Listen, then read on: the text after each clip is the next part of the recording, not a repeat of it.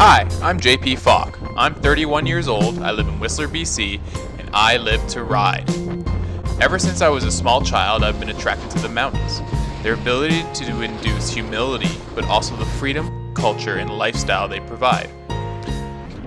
This is my video log about riding snowboards, sleds, bikes, and enjoying the mountains.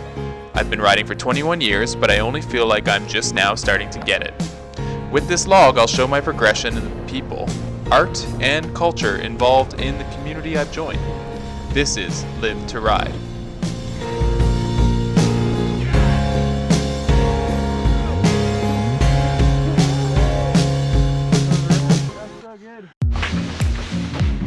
Day 2, we're on Blackcomb. I'm with Egon. And we're checking out the park, and we're going mid-station gondola laps because that's where the line's the shortest. Today I'm just focusing on getting comfortable with some of these park features. So it's going to be like 50-50s, just racing rails to the end, and straight airs on the jumps, and just trying to make sure that I'm stable in the air, landing deep in the landings, and stomping on both feet at the same time. This week's episode is from early days in December. I'm still on a Never Summer Shaper Twin that is 3 seasons old. It has a few cracked edges, but I use tools to keep them smooth and sharp and less catchy in spots too. I'm riding an older board because there's not much snow still and rocks are aplenty. It's early days and we're making decisions with our practice and terrain choice that are going to benefit us most by creating the best positive feelings we can. I want to feel confident on my board by challenging myself less with difficulty in terrain and trick, but rather by simply being stable on the board. I'm going to show you my mistakes and what I'm doing or need to do to correct them. Yeah, bud.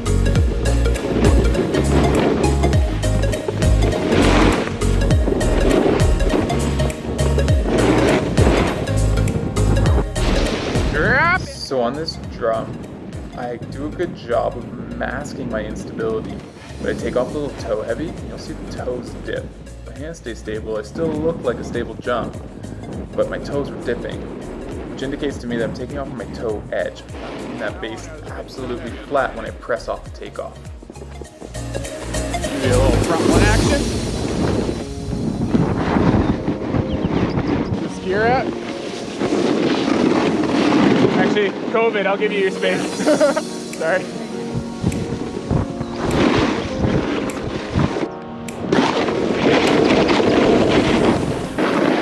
On this one, I come a little heel heavy off the end, which means I'm not totally committed stacked over top of the rail all the way to the end. Going to the mid station. Get some laps of Egon. Switch.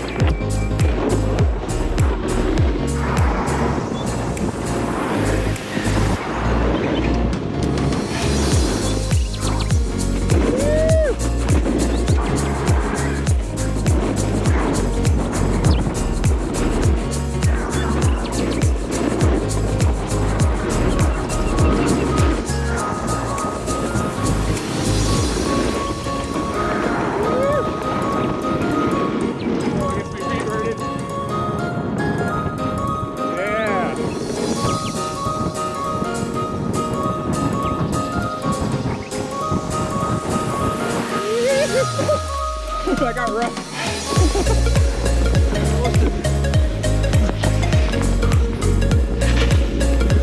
And it'll see from that. Always take a look around before you drop in. Keep your head on a swivel out there, kids.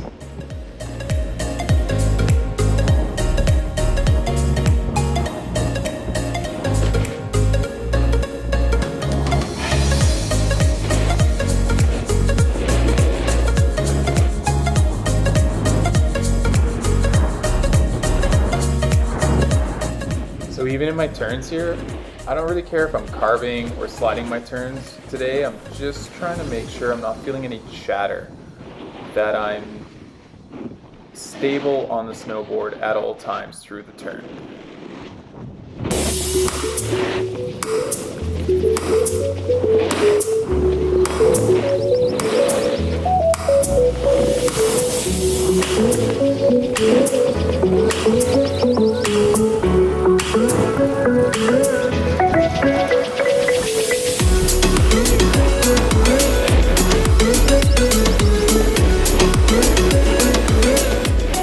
This Indy air is pretty close to my level of tolerance of what a straight air should look like. Pretty close to a flat base takeoff, no shaky hands, stable through the air, stomped into the sweet spot with both feet. On this backside 360, I come across the takeoff a little too much, which makes it hard for me to lock in that toe edge, and I over-rotate and have to revert. So from this angle, I can see I'm braking at the waist too much, which keeps me from being totally stacked over the rail, and that would make me look a little more stable coming off the end there.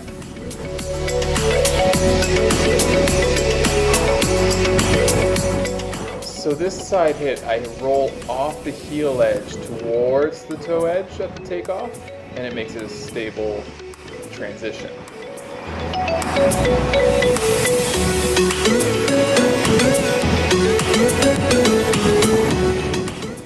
On this one though, I hang out a bit too much on the heels with my hips and I don't cross the board towards my toe edge early enough, so I get trapped up there.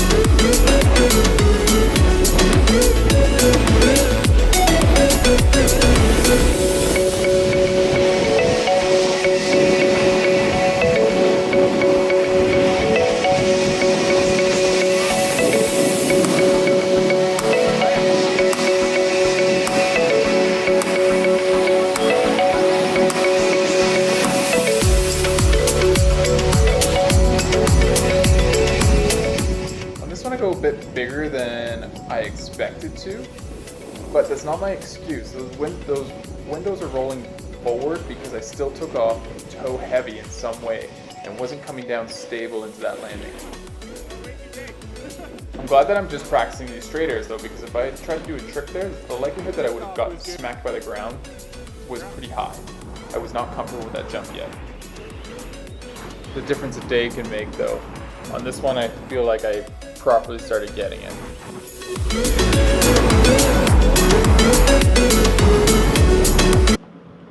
I'll take this moment to strengthen my why. This year, due to COVID, the Fire and Ice show that I performed in at the base of Whistler every Sunday was cancelled. It used to draw a big crowd and we would jump through a hoop of fire and perform tricks. We were expected to land our tricks, and this pressure to perform really improved my riding. This channel gives me another outlet, a reason to perform. I want to show you guys all the amazing things I can do, but I also want to show you the behind the scenes work that goes into dialing a trick or dialing the skills that are required to do good snowboarding. Hey guys, I hope you liked that content. I hope you found it informative. If you did, smash that like and subscribe. Ask me any questions you'd like. I'm gonna leave a link in the description to this video to my Patreon account if you want to support this channel. I would be so appreciative to anybody. If you donated even 50 cents, I'd be so grateful.